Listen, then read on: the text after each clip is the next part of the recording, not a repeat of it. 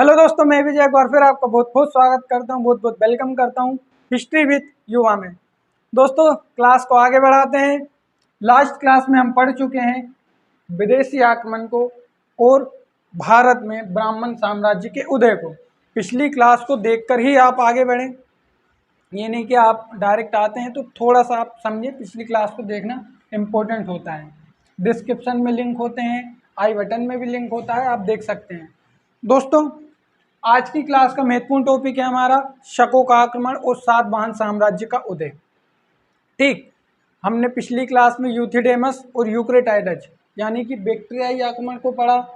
पुष्यमित्र शुंग द्वारा शुंग वंश की स्थापना की गई, जिसे ब्राह्मण साम्राज्य कहा जाता है, इसकी हमने शुरुआत की। और आज हम शकों के आक्रमण और पार्थियाई आक्रमण को पढ़ेंगे और साम्राज्य जो सातवाहन है इसका भी हम उद्भव आज कर देंगे, इसको भी आज हम निपटा डालेंगे। ठीक दोस्तों, क्लास शुरू करने से पहले मैं आपसे थोड़ी सी रिक्वेस्ट करूं, विनम्र निवेदन है कि गेंद को आने दें, गेंद को टप्पा खाने दें, उसके बाद बैट चलाएं। ये नहीं है कि दोस्तों गेंद आ नहीं रही उससे पहले ही बैट चला दिया। कहने का मतलब ये है कि कुछ लोगों के कमेंट्स आते हैं, कुछ लोगों के मुझे डायरेक्ट मैसेज आते हैं कि आप मौर्य साम्राज्य पढ़ा रहे हैं, मौर्यों के वंश को पढ़ा रहे हैं, उनकी कहानी को बता रहे हैं, तो आप विक्रमादित्य को क्यों नहीं पढ़ा रहे हैं। तो उनको मेरा ये मैसेज है, मेरा ये निवेदन है कि भाई हिस्ट्री एक ऑर्डर में चलता है, एक क्रम से चलता है, सीरियल से चलता है। आज अगर हम मौर्य पढ़ रहे हैं तो हम कल डायरेक्ट अकबर को नहीं पढ़ सकते। एक सीरियल चलता है भाई, थोड़ा सा आप पेशेंस बनाएं, थोड़ी सी आप मेरे ऊपर कृपा करें। तो दोस्तों, जब हम आगे बढ़ेंगे तो सबको पढ़ेंगे। खैर, आज की हमारी क्लास का बेहद महत्वपूर्ण टॉपिक है शकों का आक्रमण। शकों के आक्रमण के कारण ही भारत में बैक्ट्रियाई आक्रमण और पार्थियाई आक्रमण हुआ, क्योंकि शकों के कारण ये मजबूर हो गए कि भारत की ओर इन्हें कूच करनी पड़ी, भारत की ओर इन्हें आक्रमण करना पड़ा। तो दोस्तों, समझते हैं कि लास्ट क्लास में हमने पढ़ा शुंग वंश। पुष्यमित्र शुंग ने मौर्य वंश के अंतिम शासक बृहदत्त की हत्या 185 BC में की और मगध में शुंग वंश की स्थापना की। ठीक, ये हमने पढ़ा पिछली क्लास में।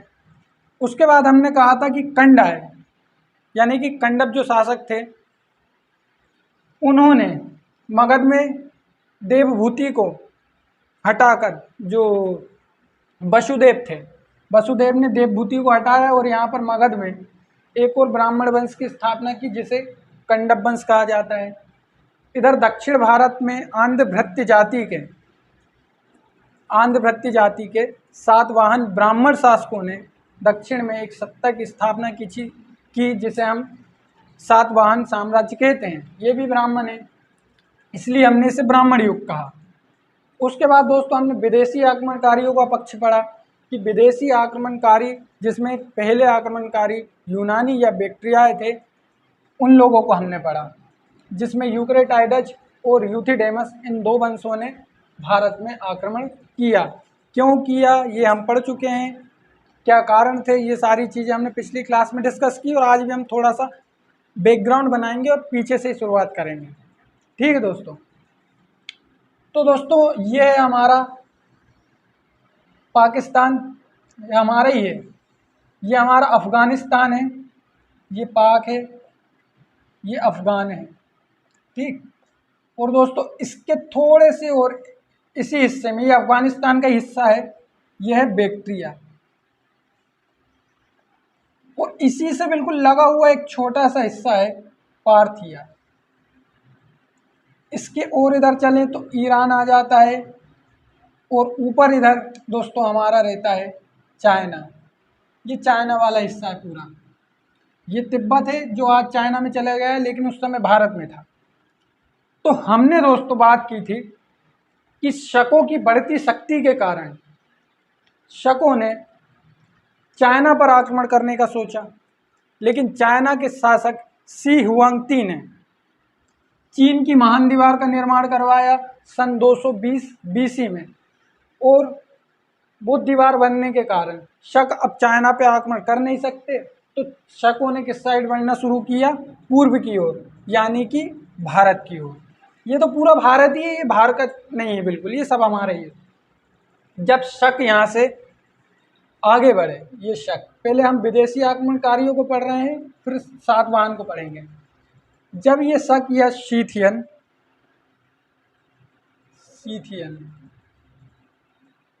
इस साइड बढ़े तो बैक्टीरियाई मजबूर हो गए, क्योंकि शक बहुत खतरनाक खानाबदोश जाती है। खानाबदोश का मतलब होता है कि इन्हें अपने निवास स्थान से कोई मतलब नहीं है, इनमें ना तो किसी प्रकार की सभ्यता है, ना ही इनका संस्कृति और धर्म से, मजहब से कोई लेना देना है। केवल और केवल ये तलवार की भाषा जानते हैं और केवल और केवल ये एक ही काम करते हैं पूरे टाइम, कटर मशीन की तरह आगे बढ़े आ रहे हैं और जो आएगा रास्ते में काटेंगे। ये शक या शीथियन है। खानाबदोश मतलब नोमेड होता है, नोमेड या नोमेड जाति हैं कि जिन्हें अपने जो निवास स्थान है उससे कोई मतलब नहीं होता। ये चाइना की तरफ बढ़े, लेकिन चाइना में चीन की दीवार बनवाई किसने? शी हुआंगती ने। तो अब हाँ ये जा नहीं सकते, अब ये इस साइड बढ़े शक। तो बैक्टीरियाई मजबूर हो गए कि भाई अगर यहाँ पर हम आक्रमण नहीं करेंगे तो शक बहुत खतरनाक जाती है, 2 मिनट में पूरा खेल खत्म हो जाएगा। तो बैक्टीरियाई मजबूर हुए और बैक्टीरिया ने आक्रमण कर दिया, जिसमें 2 वंश यूक्रेटाइडज और यूथिडेमस, इनको हम पिछली क्लास में पढ़ चुके हैं। ठीक, आप पिछली क्लास जाकर देख सकते हैं। तो यूथिडेमस वंश की राजधानी थी दोस्तों ये सियालकोट, सियालकोट पंजाब, जिसे उस समय सकल कहा जाता था। ठीक, ये राजधानी किसकी थी? यूथिडेमसों की। तक्षशिला ये राजधानी है यूक्रेटाइडज की।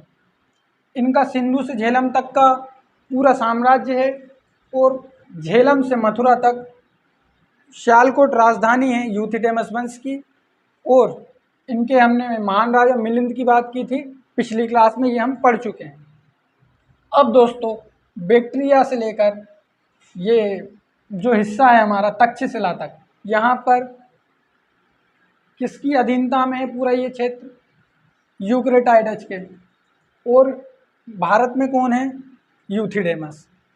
अब दोस्तों शक आगे बढ़ रहे हैं, शकों ने ये बैक्टीरिया को जीता, बैक्टीरिया खत्म, यहाँ भी शकों का शासन हो गया। ठीक, यहाँ से ये और आगे बढ़े, जब ये और आगे बढ़े तो इन्होंने अफगानिस्तान को भी जीत लिया। हमने पढ़ा था दोस्तों कि यूथिडेमस भारत को जीतते हुए आगे बढ़ रहे हैं इधर, और उनके राज को कौन जीत रहा था? यूक्रेटाइडज। और यूक्रेटाइडज को कौन जीत रहा है? शक या शीथियन। ये इधर जीतते आ रहे हैं, ये इधर जीतते आ रहे हैं, ये पीछे से जीतते आ रहे हैं, यानी कि एक रेल चल रही है। इसलिए कहते हैं कि ये लघर आक्रमण है किस पर? भारत पर। लगातार आक्रमण हुए जा रहे हैं। तो ये शक आगे बढ़े और इन्होंने इस पूरे हिस्से को भी जीत लिया, पाकिस्तान को भी जीत लिया, और यहाँ पर जो यूक्रेटाइडज वंश था उसकी सत्ता को भी समाप्त कर दिया। यूक्रेटाइडज का जो अंतिम शासक बताया जाता वो था हेराक्लीज, और 125 BC के आसपास इसको किसने परास्त किया? शकों ने परास्त कर दिया, शकों ने इनकी सत्ता को खत्म कर दिया। अब शक इतनी खतरनाक जातियां हैं, और ये हैं यूनानी इंग्लिश बोलने वाले, उनके सामने ये सोरी सोरी बोल रहे हैं, तो उनको कहाँ से आ रहा है समझ में? खानाबदोश। उनको ना कोई भाषा का ज्ञान, ना उनको सभ्यता का ज्ञान, तो उनको कहाँ सोरी समझ में आ रहा है? तो हेराक्लीज ने सोरी बोल दिया, शकों ने यहीं काट दिया, कहते पता नहीं कौन सी गाली दे दी इंग्लिश में।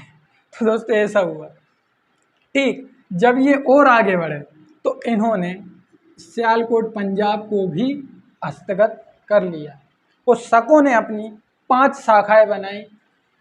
इनकी पहली शाखा तक्षशिला में है, तक्षशिला को इन्होंने जीता। दूसरी शाखा दोस्तों सियालकोट पंजाब। तीसरी शाखा इनकी बड़ी है ये महाराष्ट्र में। ठीक, और इनकी चौथी शाखा है दोस्तों मथुरा। एक शाखा है इनकी अफगानिस्तान। मथुरा। ये 5 शाखाएं हैं किसकी? शकों की। एक है दोस्तों तक्षशिला, दूसरी सियालकोट, तीसरी महाराष्ट्र में नासिक वर्तमान औरंगाबाद, और चौथी मथुरा, और पांचवी ये अफगानिस्तान में। ये 5 शाखाओं में शक विभाजित हुए। इन सबको तो उन्होंने हरा ही चुके हैं और इधर आगे बढ़े हैं, तो इधर भी मथुरा पर उन्होंने अपना वर्चस्व जमा लिया। इस समय यहाँ पर कंड वंश से और शुंग वंश था। पहले शुंग वंश था, उसके बाद कंड आया। तो शुंग वंश की तो हालत थी नहीं कि वो लड़ लें। यहाँ पर कौन था? अग्निमित्र। राजधानी कहाँ ले आया था उसने? वैशाली। अग्निमित्र ने वैशाली नहीं, विदिशा। विदिशा राजधानी किसने लाया था? अग्निमित्र ने। तो पूरा दरबार खुला है, जिसका मन है आओ क्रिकेट खेलो, मैदान खाली है। पैसे में क्रिकेट खेल रहे हैं अब तो इधर पर कौन जीतते आ गए? शक आ गए। अब दोस्तों शकों में जो खतरनाक शासक हुए थे उनका युद्ध हुआ है सातवाहनों से। इनका पूरे टाइम सातवाहनों से टेस्ट मैच चला है। ये ऊपर शक हैं गुजरात वाले हिस्से में, काठियावाड़ गुजरात। हालांकि उन्होंने बाद में पूरे उत्तर भारत में अपनी सत्ता को फैलाया, लेकिन काठियावाड़ गुजरात में शकों का अच्छा खासा वर्चस्व था। ठीक। और महाराष्ट्र में कौन है इस समय? आंध्र जाति के सातवाहन। तो शकों का यहाँ पर आक्रमण हुआ है। शकों ने यहाँ से सातवाहनों की सत्ता को समाप्त किया है, यहाँ से भी वंचित कर दिया, और इतने पूरे हिस्से में शकों का वर्चस्व हो गया। ठीक है। टेस्ट मैच चल रहा है। कैसा टेस्ट मैच? कभी ये ले रहे हैं सत्ता, कभी ये ले रहे हैं, कभी इनकी बारी आई है, कभी इनकी बारी आई है, लेकिन एक निर्णायक युद्ध नहीं हो रहा है। अब 2 भागों में हम हिस्ट्री को शुरू करेंगे।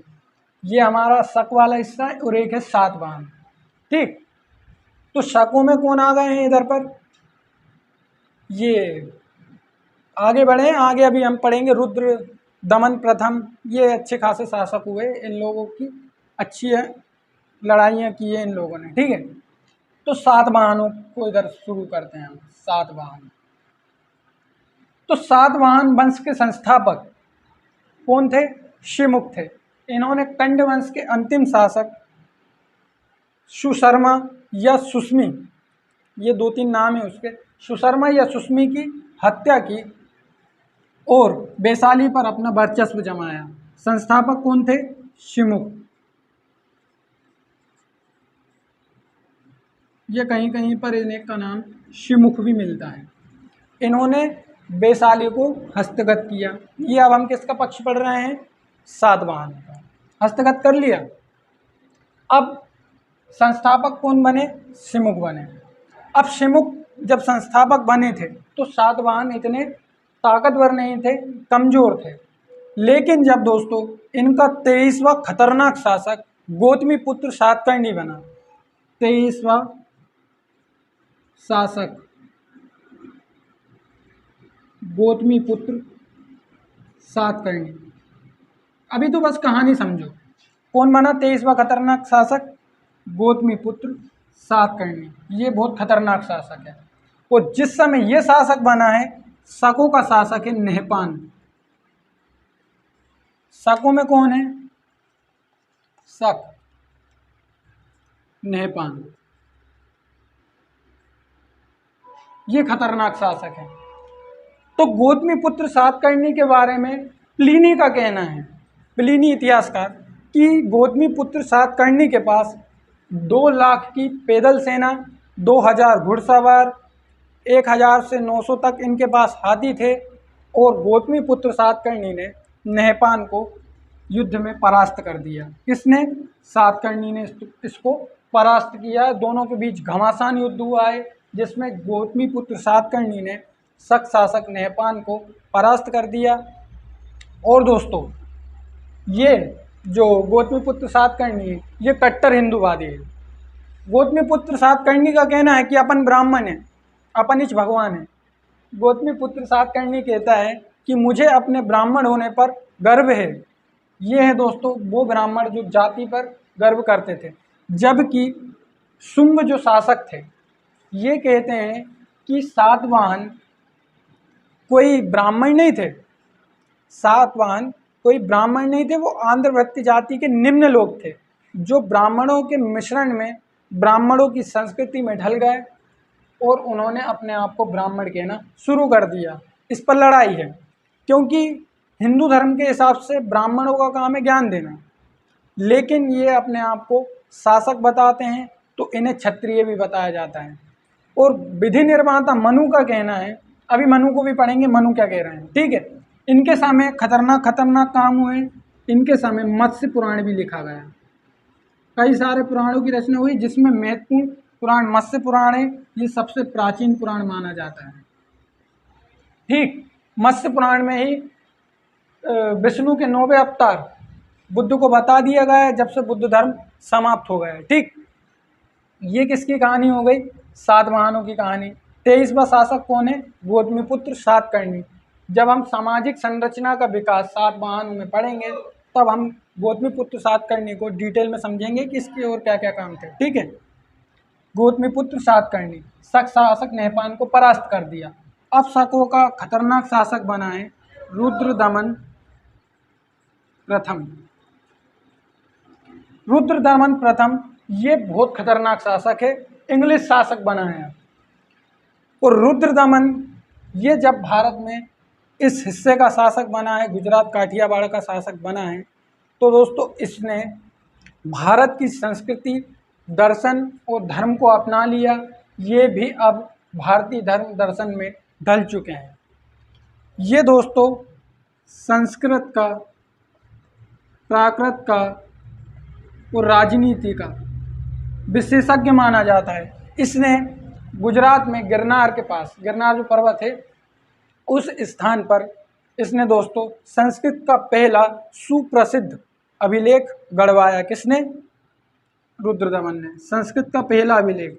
इससे पहले जितने भी अभिलेख थे वो दोस्तों, पहला अभिलेख, इससे पहले जितने भी अभिलेख लिखे गए वो प्राकृत में लिखे गए, जिसे किसने बनवाए थे, अशोक ने बनवाए थे। संस्कृत का पहला अभिलेख किसने बनवाया, रुद्रदमन प्रथम ने। जबकि ये शक है, तो शकों के बारे में कहा जाता है कि ये खानाबदोश थे, लेकिन जब ये भारत में आए हैं तो इन्होंने भारत के धर्म और दर्शन को अपनाया है। अभी एक टॉपिक हम पढ़ेंगे, सामाजिक संरचना पढ़ेंगे और भारतीय धर्म दर्शन का विदेशियों पर प्रभाव। ये दो टॉपिक जब पढ़ेंगे तब हम रुद्रदमन के बारे में भी कुछ चीज़ों को पढ़ेंगे। रुद्रदमन ने दोस्तों एक और काम किया है, रुद्रदमन ने एक और काम क्या किया है कि जो चंद्रगुप्त मौर्य ने सुदर्शन झील बनवाई थी, इसकी मरम्मत करवाई है, क्योंकि ये ऐसे स्थान पर रहते हैं और इनको पानी वानी की ज़रूरत है। तो इसने क्या करा है, सुदर्शन झील की मरम्मत करवाई। किसके द्वारा करवाई है, शुभिशाक के द्वारा। ठीक, ये बात आपको ध्यान रखना है, 1, 2, 3 और ये 4 बातें ध्यान रखना है शकों के बारे में। इधर तो टेस्ट में चल रहा है, इसको हम पढ़ ही चुके हैं, और इधर पूरे में किसका शासन है, शकों का शासन है। अब दोस्तों शकों का जब शासक रुद्रदमन प्रथम बना है, तो इधर शासक है सातवाहनों में, उसका नाम है गौतमीपुत्र पुलुयामी। पुलुयामी, गौतमीपुत्र पुलुयामी या पुलवामी, जो भी नाम मिलता है मान लो। तो गौतमीपुत्र पुलवामी अब शासक बना है। तो दोस्तों ये है कमजोर शासक। रुद्रदमन प्रथम बहुत खतरनाक शासक था, और इधर कौन है, गौतमीपुत्र पुलवामी। जब यहाँ गौतमीपुत्र सातकर्णी था तो ये लोग ढीले थे, मतलब कमज़ोर थे, और अब इधर रुद्रदमन प्रथम शासक कर रहा है, तो यहाँ पर जो शासक है ये कमज़ोर है। और गौतमीपुत्र सातकर्णी के बाद जब गौतमीपुत्र पुलवामी शासन करता है, तो इसका युद्ध होता है किससे, रुद्रदमन प्रथम से। यहाँ पर इसको मैं इधर लिख देता हूँ, रुद्रदमन प्रथम वर्सेस गौतमीपुत्र पुलुयामी। खतरनाक शासक है और खतरनाक अब युद्ध होने वाला है, और दोनों के बीच घमासान युद्ध हुआ है। दोनों ने खतरनाक लड़ाई की है, और दोनों ही मानने को तैयार नहीं है हार, लेकिन अंत में जीत हुई रुद्रदमन प्रथम की। ये 130 से 150 के बीच रहता है। और अब दोस्तों एडी लग चुका है, बीसी खत्म हो चुका है। ठीक है, अब क्या लग चुका है? एडी लग चुका है। सातवाहनों का जो शासनकाल माना जाता है वो माना जाता है दोस्तों 30 बीसी के आसपास से शुरू होता है। ठीक, अब शासक कौन है? रुद्रदमन और गौतमीपुत्र पुलवामी, जिसमें रुद्रदमन की विजय हुई और रुद्रदमन ने हराने के बाद इससे अपनी लड़की की शादी कर दी और दोनों ने संधि कर ली। ये इनका युद्ध यहाँ पर समाप्त हो जाता है। रुद्रदमन प्रथम खतरनाक शासक है। रुद्रदमन प्रथम के बारे में जो महत्वपूर्ण फैक्ट हैं वो ये हैं, सातवाहनों के बारे में, शतक की स्थापना किसने की? सिमुक ने की। 23वां शासक गौतमीपुत्र सातकर्णी बना। मत्स्य पुराण की रचना इनके समय हुई, जिसमें बुद्ध को विष्णु का अवतार बताया गया। गौतमीपुत्र पुलवामी जब शासक बना है तब रुद्रदमन से इसका युद्ध हुआ है और रुद्रदमन विजयी रहा। इसके बाद दोस्तों इनका अंतिम शासक बनता है यज्ञश्री सातकर्णी। अब यज्ञश्री सातकर्णी शासन कर रहा है, तो ये है भैया कमजोर शासन। और इधर दक्षिण भारत में खतरनाक शासक का उद्भव हो रहा है, बड़े बड़े शासक हैं। तो जो मैसूर के शासक थे और मैसूर के जो कदम कुंतल वंश थे, इन्होंने इनका दोस्तों खात्मा कर दिया, इनका सर्वनाश कर दिया। और ये शक जो आए थे, इनके दोस्तों कई स्थानों पर हमें सिक्के और बर्तन मिलते हैं। गौतमीपुत्र सातकर्णी की बात करें तो गौतमीपुत्र सातकर्णी ने जो शकों के सिक्के थे और ये जो यूनानियों के सिक्के थे उनको पुनर्मुद्रित करवाया, यानी कि उनको ही अपनी राज्य व्यवस्था में शामिल कर लिया। इनकी सत्ता की बात की जाती है कि इनकी सत्ता किस प्रकार के प्रशासन से चलती थी, तो आप मौर्यों के प्रशासन को ले लें और सातवाहनों के प्रशासन को ले लें, तो दोनों के प्रशासन में कोई भी अंतर नहीं है। इन्होंने पूरी की पूरी नकल की है किसकी? मौर्य शासकों की। बस एक अंतर है मौर्य प्रशासन और इनके प्रशासन में कि इनके जो कहते हैं ना राज्यपाल, उन्हें महाराष्ट्रिक कहा जाता था। राज्यपाल को क्या कहा जाता था? महाराष्ट्रिक। महाराष्ट्रिक। इनके समय में जो जिला या आहार या विश जो मौर्य शासन में इकाइयाँ थी, इस समय भी ये सारी इकाइयाँ प्रचलित है। ये आहार, विश या जिला, जिले को ही कहते हैं, यानी कि जो हमारा होता है ना, जिले को इंग्लिश में क्या कहते हैं? डिस्ट्रिक्ट। वो उनके समय भी आहार या विश ही कहलाती थी। ये बात हमको ध्यान रखना है, ठीक है। अब यहाँ पर से पूरा शासन किसका है? इन लोगों का, शकों का। इधर शासन किसका है? सातवाहनों का। टेस्ट मैच चल रहा है, ये पूरी कहानी है। और सातवाहन भी यहाँ हैं। तो अब पार्थियाइयों का कहना है कि बैक्टीरिया आक्रमण कर रहा है, शक या सीथियन आक्रमण कर रहे हैं, तो सब जा रहे हैं तो अपन भी चले ना, क्या दिक्कत है? तो दोस्तों अंत में पार्थियाइयों का भी आक्रमण हो गया। और पार्थियाई केवल ये सिंधु नदी के पास तक ही अपना आक्रमण करते हैं और यहाँ पर ही इनका एक छोटा सा क्षेत्र रहता है, एरिया रहता है, यहाँ पर ये शासन करते हैं। इनका एक प्रमुख शासक है पार्थियाइयों का माउस। ये चूहा वाला माउस नहीं है, यहाँ लिख देता हूँ मैं, पार्थिया। इनका प्रमुख शासक कौन है? माउस। ये चूहा वाला या वो कंप्यूटर वाला माउस नहीं है, ये माउस है राजा का नाम। और इनका एक और खतरनाक शासक बना था गोंडो फर्नेस। दिख रहा है? गोंडो फर्नेस नहीं दिख पा रहा। गोंडो फर्नेस ये शासक बना। तो इस समय जो ईसाई धर्म के प्रचारक आए हैं, क्या नाम था उनका? Saint Thomas. सेंट थॉमस आए बौद्ध अपने ईसाई धर्म के प्रचार के लिए और इंग्लिश में बात कर रहे हैं और इन्हें बेसिक कुछ समझ नहीं आता। तो गोंडो फर्नेस ने कहा कि भाई जो तुम कह रहे हो वो सारी बातें ऊपर से जा रही है, ऐसा है कि वापस जाओ। तो गोंडो फर्नेस के समय कौन आया था? Saint Thomas. ये बात बस ध्यान रखना, इतनी इम्पोर्टेंट चीज़ें हैं पारथियाइयों के आक्रमण को लेकर। ठीक है, शकों के आक्रमण की बात करें तो शकों का जो राज्य बताया जाता है वो बहुत बड़ा राज्य बताया जाता है। यहाँ से लेके यहाँ तक पूरे में कौन है? शक हैं। इस हिस्से में शक 400 साल शासन करते हैं। कितने साल? 400 साल। 300 साल का शासन किसका रहता है? ये सातवाहनों का। इसके बाद कदम कुंतल वंश आते हैं, ये लोग इनकी सत्ता को उखाड़ फेंकते हैं। यहाँ पर दोस्तों मगध खाली पड़ा है, मगध में कोई भी नहीं है, मगध का नाम ही नहीं आ पा रहा। ठीक है, इधर पर किसका आक्रमण हो चुका है? शकों का आक्रमण हो चुका है। सातवाहनों के बारे में हम पढ़ चुके हैं कि सातवाहनों में क्या चल रहा है। नेपान के बारे में पढ़ चुके हैं, हम रुद्रदमन प्रथम के बारे में पढ़ चुके हैं। अब दोस्तों जब हम अगली क्लास में जाएंगे, एंटर करेंगे, तो वहाँ पर हम दोस्तों पढ़ेंगे कि सामाजिक संरचना का विकास सातवाहनों के काल में और धर्म का विदेशी आक्रमणकारियों पर प्रभाव। ठीक, और दोस्तों एक चीज़ हमें अलग से थोड़ी सी पढ़नी पड़ेगी, वो है सातवाहनों का प्रशासन। वैसे मुझे ये लगता है कि सातवाहन जो थे इन्होंने किसकी नकल की है?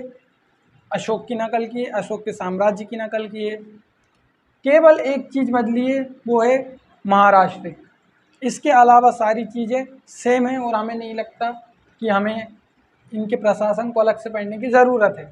लेकिन अगर आपको लगता है कि अलग से पढ़ना तो मुझे कमेंट करके ज़रूर बताएं। अब दोस्तों आप इसका स्क्रीनशॉट ले सकते हैं, ये मैप बना सकते हैं, क्योंकि अब थोड़ा सा और टॉपिक में बदल रहा हूँ। ठीक है, टॉपिक बदलते हैं। ये था शकों का आक्रमण।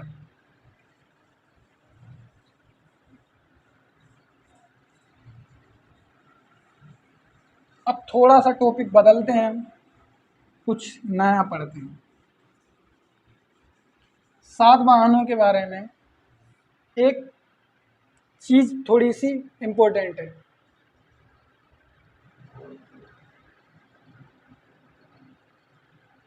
विदेश व्यापार। अब दोस्तों विदेश व्यापार ऐसा है कि जब मौर्य शासन थे, मौर्यों का शासन था, मौर्यों के जब राजा महाराजा थे जिसमें अशोक, चंद्रगुप्त मौर्य, बिंदुसार, तब इनका यूनानियों से अच्छा खासा संबंध था। सेल्यूकस निकेटर, उसके बाद एंटियोकस बना था, तब भी बिंदुसार के अच्छे संबंध थे। उस समय विदेश व्यापार हुआ करता होगा। ठीक, रेशम बनाने का कार्य भारत में चीन से पहले किया जाता था, ऐसा अनुमान है। ठीक, इसके बाद दोस्तों बात करें तो सातवाहन जो शासक थे ये कहाँ रहते हैं? महाराष्ट्र में। और महाराष्ट्र है दोस्तों तटीय इलाका, तो इनका विदेश व्यापार होता है रोम से। किससे विदेश व्यापार होता है इनका? रोम से। ये कैसे माने हम? तो ये पता चलता है सिक्कों से। ये बहुत बड़ी बात है कि रोम से इनका विदेश व्यापार होता है। ठीक, और रोम से इनका विदेश व्यापार होता है, तो रोम की मुद्राएं कहाँ पर मिली है? महाराष्ट्र में मिली है। इधर चलें तो आंध्र प्रदेश में मिली है। ठीक, और ऊपर चलें तो इनके जहाँ जहाँ पर ये शासन था इनका, महाराष्ट्र हुआ, और जब ऊपर शासन था इस स्थान पर भी इनके सिक्के मिलते हैं। और रोम में किसके सिक्के मिलते हैं हमें? सातवाहनों के। तो हम ये बता सकते हैं इससे कि सातवाहनों का विदेश व्यापार हुआ करता था। इनके सिक्कों पर जलपोत यानी कि शिप ये अंकित थे। और गौतमीपुत्र सातकर्णी तो ये कहता है कि मुझे अपने ब्राह्मण होने पर गर्व है। और गौतमीपुत्र सातकर्णी जब ये सिक्के चलवाता है तो उसके सिक्कों पर पंचचिन्हित जो आकृतियाँ थी उनके स्थान पर जलपोत मिलते हैं। जलपोत मतलब शिप मिलते हैं। इससे ये पता चलता है कि विदेश व्यापार सातवाहनों के समय अच्छा था। इसके सिक्के दोस्तों शकों के सिक्कों से भी मिलते हैं। इसके बाद जब दोस्तों पार्थियों का आक्रमण हुआ तो पार्थिया के आक्रमण के समय शासक कौन है? शक भी है। महाराष्ट्र में कौन है? सातवाहन भी हैं। और एक इधर से शासन चल रहा है किसका? तक्षशिला में अभी भी कुछ लोग रह रहे हैं। तो 3 प्रकार से शासन चल रहा है। तो पहलव या पार्थियाई ये एक ही नाम है। इनके बारे में विधि निर्माता, जो ब्राह्मणों के विधि निर्माता माने जाते हैं ना, मनु, बहुत झगड़ा है मनु को लेकर। तो मनु का कहना है कि पहलव ये पार्थियाई और शक ये सब क्षत्रिय थे। कहाँ से क्षत्रिय थे यार? कुछ भी मतलब जबरन। पहलव या पार्थियाई या शक ये जो आक्रमणकारी आए थे, ये लोग कहते हैं कि ये क्षत्रिय थे। तो कहाँ से क्षत्रिय हो जाएंगे? शक या सीथियन ये तो खानाबदोश जाती हैं, ये चाइना में आक्रमण करने जा रही है, भारत के बाहर से आई हैं, तो ये कहाँ से क्षत्रिय हो जाएंगे? तो विधि विशेषज्ञ या विधि निर्माता मनु का कहना है कि ये क्षत्रिय थे। किसका कहना है? मनु का कहना है। मनु। मैं इसके प्रूफ आपको दिखा दूं, नहीं तो यूट्यूब पर हमले बहुत ज़्यादा होते हैं। इसका प्रूफ है, मैं आपको दिखा देता हूं, वरना बहुत दिक्कत होती है। तो दोस्तों ये रामशरण शर्मा ने लिखा है। ये रामशरण शर्मा की बुक है भारत का प्राचीन इतिहास। इसके पेज नंबर 185 पे लिखा है कि ब्राह्मण विधि निर्माता मनु ने कहा कि शक और पार्थियन क्षत्रिय थे जो अपने कर्तव्य से भटक गए और उनका स्तर गिर गया। दूसरे शब्दों में उन्हें द्वितीय स्तर का क्षत्रिय कहा जाता है। ठीक, एक ये मैं आपको बता दूं ताकि आप मुझ पर हमला ना करें। एक और चीज़ मैं आपको बता दूं इन लोगों के बारे में, सातवाहनों के बारे में। सातवाहन क्या कहते हैं?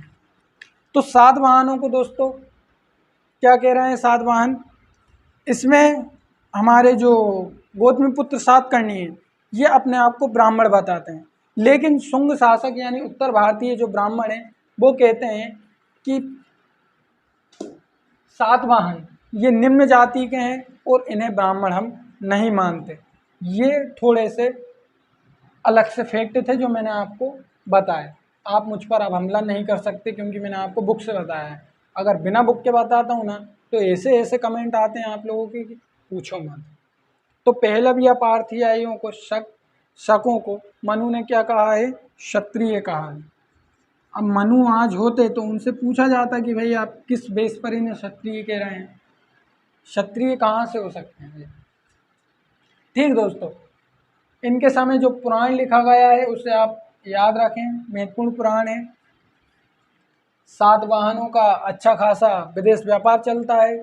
शक या पार्थियाई और पहलव, शक और पार्थियाई या पहलव, इन्हें दोस्तों एक ही रक्त का मिश्रण भी माना जाता है।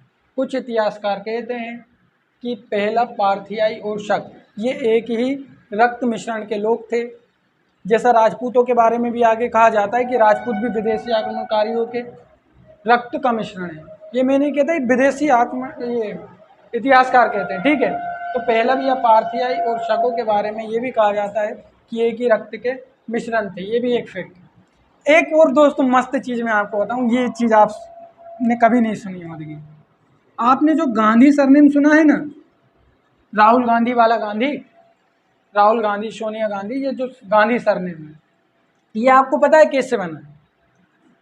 तो गांधी सरनेम के बारे में एक फैक्ट है कि सातवाहनों के समय एक व्यापार बहुत ज़्यादा किया जाता था। और दोस्तों वो व्यापार था इत्र का व्यापार। तो इत्र के व्यापार को सातवाहनों के समय कई व्यापारी किया करते थे और उस समय उसको गंधिका कहा जाता था। उस समय इत्र इतना ज़्यादा मार्केट में बिकने लगा, मार्केट में उसकी इतनी ज़्यादा डिमांड होने लगी कि हर दुकान पर गंधिका या हमारा जो इत्र है, परफ्यूम है, वो क्या होने लगा? सेल होने लगा। और दोस्तों जो गंधिका था, तो दुकानदार अब गंधिका को बेचते हैं, इत्र को बेचते हैं, तो वो इतना ज़्यादा जब प्रसिद्ध हुआ तो दुकानदारों ने, व्यापारियों ने अपने आप को गंधिका कहना शुरू कर दिया। बाद में यही नाम आगे चलकर क्या बना, गांधी बना। गांधी मतलब होता है इत्र बेचने वाले। क्या होता है, इत्र बेचने वाले। ये गांधी शब्द का मतलब होता है। ये गांधी जो सरनेम है, कुलवंश का जो पीछे लगने वाला नाम है, ये क्या है, इत्र बेचने वाला। ये एक फैक्ट है। ठीक दोस्तों, अब हम क्लास को कल के लिए थोड़ा सा छोड़ रहे हैं। अब दोस्तों शकों का आक्रमण हुआ है, पार्थियाइयों का आक्रमण हुआ है, बैक्ट्रिया का आक्रमण हुआ है और सातवाहनों की यहाँ पर सत्ता थी। यहाँ पर है दोस्तों पूरा के पूरा खाली धर्मशाला है। और इसके बाद खतरनाक आक्रमण होने वाला है, वो है कुषाणों का आक्रमण या चीनी आक्रमण। कुषाणों का आक्रमण या चीनियों का आक्रमण या यूची या टोचारियन, यूची या टोचारियन, इनका आक्रमण होने वाला है आगे नेक्स्ट क्लास में। तो दोस्तों चैनल को सब्सक्राइब करके वीडियो को लाइक कर लें और दोस्तों थोड़ा सा कॉर्पोरेट करें। अब कौन है कुषाण या यूची या टोचारियन? सामाजिक संस्था के और धर्म और दर्शन के बाद हम सीधा पहुँचेंगे कुषाण शासकों की ओर और अब आक्रमण करवाएंगे किसका, कुषाणों। तब तक के लिए दोस्तों मिलते हैं। जय हिंद।